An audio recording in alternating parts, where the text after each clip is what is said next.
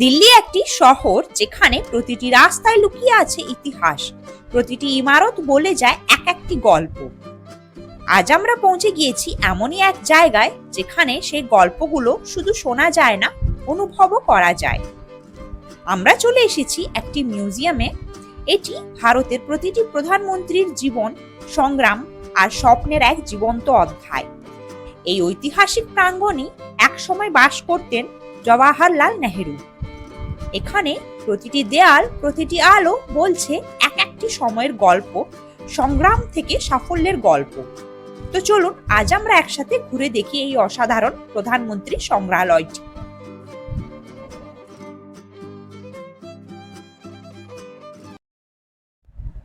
আসলে আমাদের সকাল থেকে অনেক কটাই প্ল্যান ছিল তাড়াতাড়ি বেরিয়ে, কিন্তু হলোটা উল্টো। ভেবেছিলাম কি আর হয়েছে, এটা কি বলে না বাঙালি আর টাইম, সেটি কি আর একসাথে হয়? তো তাই সময় মতন না বেরোবার কারণে সব প্ল্যানই ভেস্তে গেল। আমি সঞ্চিতা, আর আজকের হচ্ছে দিল্লিতে আমাদের ডে 2।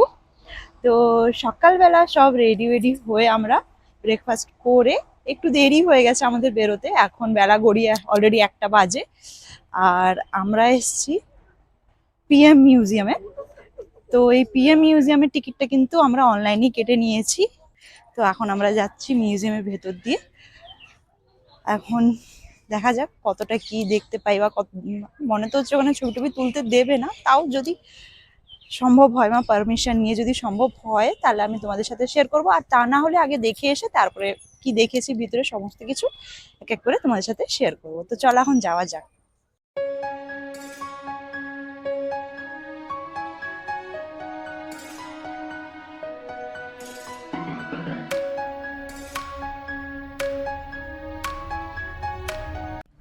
এবার এখানকার টাইমিংস গুলি একটু বলে রাখি। এই মিউজিয়ামটি কিন্তু সকাল 10টা থেকে সন্ধ্যে 6টা পর্যন্ত খোলা থাকে, আর সোমবার বাদে সপ্তাহের সব দিনই খোলা থাকে। এছাড়াও এখানে কিন্তু লাইট অ্যান্ড শো সাউন্ডেরও ব্যবস্থা রয়েছে, যেটি হিন্দি এবং ইংলিশে হয়। হিন্দিটি 7টা থেকে 7:30, আর ইংলিশটি সন্ধ্যে 7:45 থেকে 8:45 পর্যন্তই হয়। এই পিএম মিউজিয়ামের ভেতরে এই ধরনের এই কার্ডগুলি রয়েছে, যেগুলি কিন্তু বয়স্কদের জন্য ফ্রিতে, একদম ফ্রি সার্ভিস।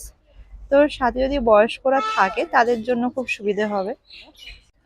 আচ্ছা, এইখানে কিন্তু টিকিট কাউন্টার বলে যেখানে লেখা রয়েছে, এখানে যদি সাথে বড় ব্যাগ থাকে, মানে কাঁধে ঝোলানোর ব্যাগ বা লাগেজ ব্যাগ, সেটা কিন্তু জমা দিতে হয়। ছোট ব্যাগ মানে এই লেডিস হ্যান্ড ব্যাগ, এগুলো নিয়ে যাওয়া যায় ভেতরে। এখানে কিন্তু ভেতরে পানীয় জল আর টয়লেটের খুব ভালো ব্যবস্থাও রয়েছে, সাথে ক্যাফেটেরিয়াও রয়েছে। তো কোনো রকম কোনো অসুবিধাই হবে না। তারপরে এখানে চারিপাশটা এত সুন্দর সবুজে ঘেরা, আমার তো বেশ ভালোই লাগছে। তো এখনো পর্যন্ত ভেতরে যাইনি অ্যাকচুয়ালি, সাথে আরো অনেকে এসছেন। তো তো কয়েকজন বাথরুমে গেছে, কয়েকজন জল খেতে গেছেন, তো ওটা ওয়েট করছি। তারপরে একসঙ্গে সবাই যাব আমরা মিউজিয়ামের ভেতরে। টিকিটটা আমি আগে থাকতেই অনলাইনে কেটে নিয়েছিলাম। আর একটা কথা বলি, তোমরা যদি এখান থেকে মাত্র 2 কিলোমিটার দূরে রাষ্ট্রপতি ভবন, ওর ভিতরেও দেখা যায় মিউজিয়াম রয়েছে, অনেক কিছু রয়েছে। তো সেটা যদি যেতে চাও তো অগ্রিম 3 থেকে 4 দিন আগে অনলাইনে বুকিং করে নিতে হয়। তো এখানে আসার 2-3 দিন আগেই অনলাইনে বুকিং করে নেওয়াটাই ভালো হবে। আমি স্ক্রিনে টিকিট প্রাইসগুলি একটু দিয়ে রাখলাম, তোমরা চাইলে পজ করেও দেখে নিতে পারো। এখানে না অনলাইনে টিকিট কাটলে ভাড়াটা একটু কম লাগে। অনলাইনে 12 বছরের উপরে সকলের জন্যই 50 টাকা জন প্রতি পিছু, আর 5 থেকে 11 বছর পর্যন্ত বাচ্চাদের 40 টাকা জন প্রতি পিছু। লাইট অ্যান্ড শো সাউন্ডের টিকিটটা কিন্তু আলাদা করে কাটতে হয়, সেটা ভাড়াটা একটু বেশি। তবে আমাদের কিন্তু সন্ধেবেলায় অন্য একটি জায়গায় যাওয়ার আছে, সেটি পরে বলছি। তাই আমরা আর লাইট অ্যান্ড শো সাউন্ডের টিকিটটি কাটলাম না, শুধুমাত্র মিউজিয়ামের টিকিটটি কেটে আমরা এখন ভেতরে প্রবেশ করছি। আর একটি কথা, এখানে কিন্তু টিকিট বাতিল যোগ্য নয় এবং টাকা ফেরতও পাওয়া যায় না। এখানে অডিও গাইডও অ্যাভেলেবেল রয়েছে। অডিও গাইড নেওয়ার জন্য বৈধ সরকারি পরিচয় পত্র জমা দিতে হয়, আর 8 বছরের ঊর্ধ্বে দর্শনার্থীদের জন্যই কিন্তু অডিও গাইডটি দেওয়া হয়। এছাড়া লাইট অ্যান্ড শো সাউন্ডের কিন্তু ভিডিওগ্রাফি করা নিষিদ্ধ রয়েছে।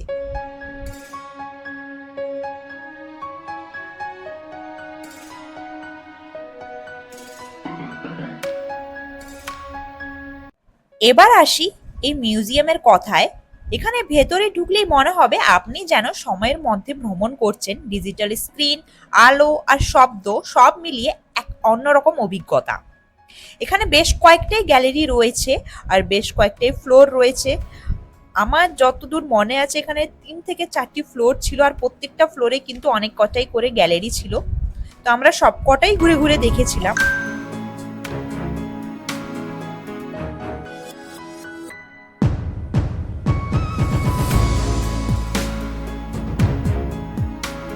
এই মিউজিয়ামটি কিন্তু এক সময় পণ্ডিত জওয়াহরলাল নেহরুর বাসভবন ছিল, তাই ওনার ব্যবহৃত জিনিসপত্র কিন্তু এখানে রয়েছে। তো ওগুলাও তোমরা এক এক করে ঘুরে দেখে নিতে পারো।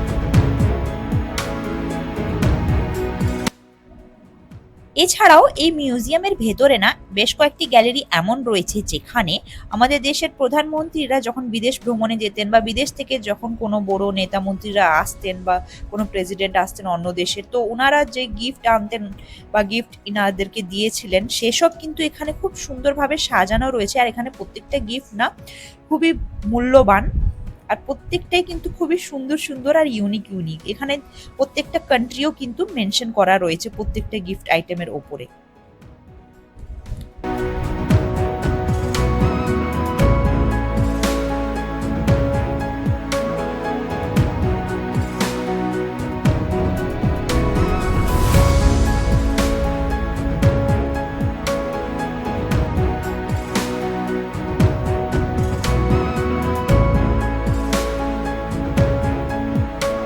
এই মিউজিয়ামের ভেতরে এমনও একটি কক্ষ রয়েছে যেখানে সেই সময় মানে যখন পণ্ডিত জওয়াহরলাল নেহেরু প্রধানমন্ত্রী ছিলেন সেই সময় আমাদের পার্লামেন্ট হাউসটা কেমন দেখাতো ভেতরটা পুরো সেইভাবেই কিন্তু সাজানো হয়েছে। মানে কোন নেতা মন্ত্রী কোন পজিশনে বসতেন ঠিক সেইভাবেই বসানো হয়েছে, যেন মনে হচ্ছে আমি সময়ের পাতায় আবার ইতিহাসে ফিরে গিয়েছি এইসব দেখে।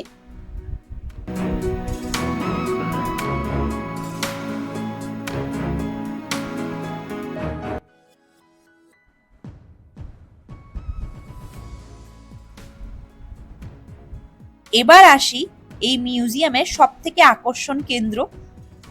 এই মিউজিয়ামের সব থেকে বড় আকর্ষণ হলো এর ইন্টারেক্টিভ এক্সপিরিয়েন্স। মানে আপনি শুধু দেখবেন না, আপনি অনুভবও করবেন ইতিহাসকে। এখানকার প্রত্যেকটা গ্যালারি এত সুন্দরভাবে সাজানো রয়েছে না, আর প্রত্যেকটা জিনিস এত সুন্দরভাবে ডিটেলসে লেখা রয়েছে।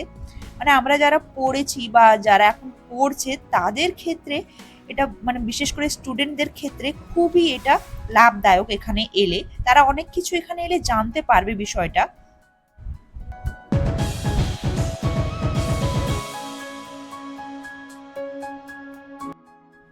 এই জিনিসটা দেখো, এটি হচ্ছে আমাদের দেশের প্রথম কম্পিউটার যেটি রাজীব গান্ধী সময় উনি এনেছিলেন আমাদের দেশে।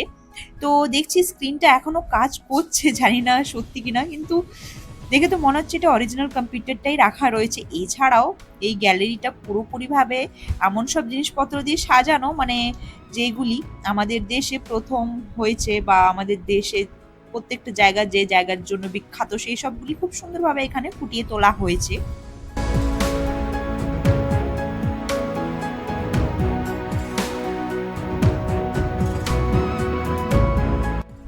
এবার বলে রাখি এই পুরো মিউজিয়ামটা ঘুরে দেখতে কিন্তু 2 থেকে 3 ঘন্টা হাতে সময় রাখতেই হবে যদি সবকিছু ডিটেলসে জানতে চাও।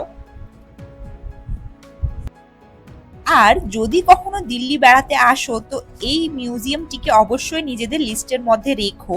এখানে এলে কিন্তু তোমরা অনেক কিছু জানতে পারবে।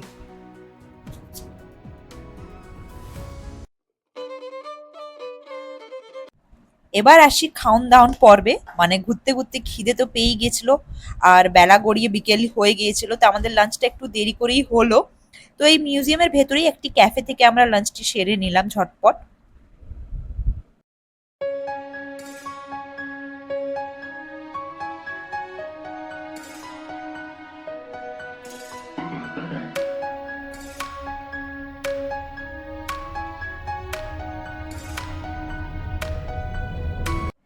মিউজিয়াম থেকে বেরিয়েই এবার আমরা বাড়ির পথে রওনা দিলাম, মানে যেখানে আমরা হোটেলটি নিয়েছিলাম ওটি করোলবাগ মেট্রো স্টেশনের কাছেই। তাই করোলবাগ মেট্রো স্টেশন থেকে বেরিয়ে দেখলাম লাইন দিয়ে এখানে বাজার মতন বসেছে।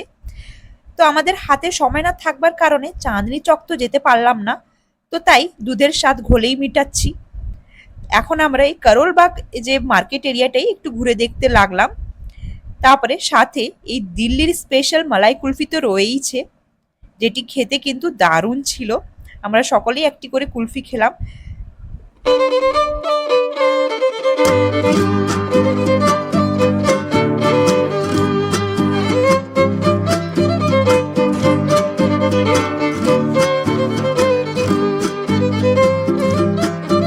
চলো এবার এই মার্কেট এরিয়াটা ঘুরতে ঘুরতে তোমাদেরকে বলে রাখি আমাদের পরবর্তী প্ল্যানিং কি রয়েছে।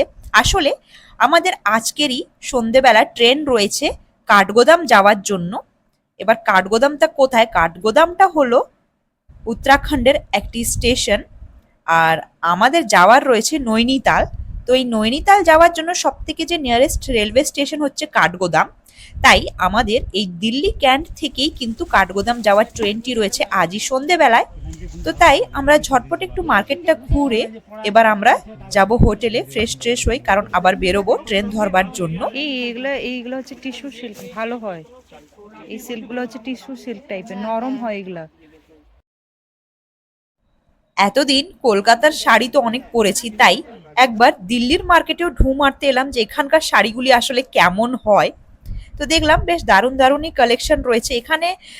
যেটা দেখলাম বিশেষ করে জর্জেট আর শিফনের উপরেই খুব ভালো কালেকশন রয়েছে এনাদের কাছে।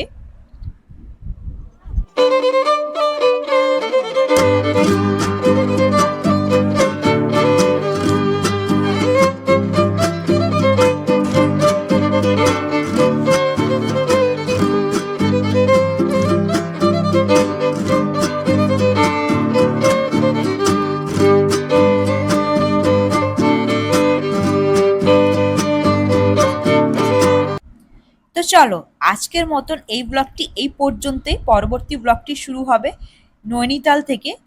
তো তাই আজকের মতন এই ব্লগটি এখানেই শেষ করছি। তো আমাদের এই দুদিনের দিল্লি যাত্রা তোমাদের কেমন লাগলো অতি অবশ্যই কমেন্টে জানিও। ভিডিওটি ভালো লাগলে লাইক শেয়ার সাবস্ক্রাইব করো। দেখা হচ্ছে পরবর্তী ব্লগ নিয়ে খুবই তাড়াতাড়ি। আজকের মতন আসি, টাটা।